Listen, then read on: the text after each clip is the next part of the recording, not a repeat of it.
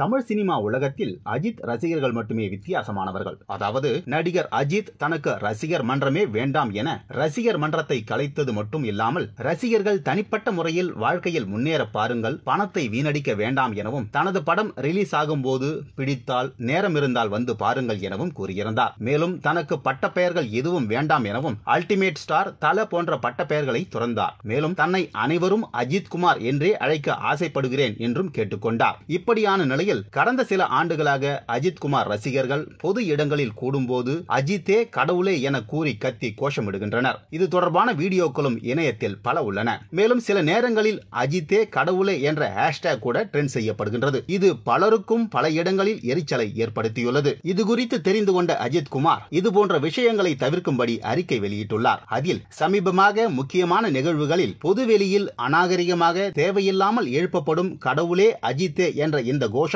என்னை கவலையடைய செய்திருக்கிறது. எனது பெயரை தவிர்த்து என் பெயருடன் வேறு எந்த முன்னொட்டும் சேர்த்து அழைக்கப்படுவதில் நான் துளியும் உடன்படவில்லை. எனது பெயரில் மட்டுமே நான் அழைக்கப்பட வேண்டும் என விரும்புகிறேன் என்று தெரிவித்துள்ளார். அஜித் குமாரின் இந்த அறிக்கை தொடர்பாக ப்ளூ சட்டை மாறனின் கருத்து பலரது கவனத்தினை ஈர்த்துள்ளது. அதாவது சமீபத்தில் நடந்த சில பள்ளி நிகழ்ச்சிகளில் மேடையில் விருந்தினர்கள் பேசும்போது இப்படியான கோஷங்களை மாணவர்கள் எழுப்பியது அதிர்ச்சியை அளித்தது.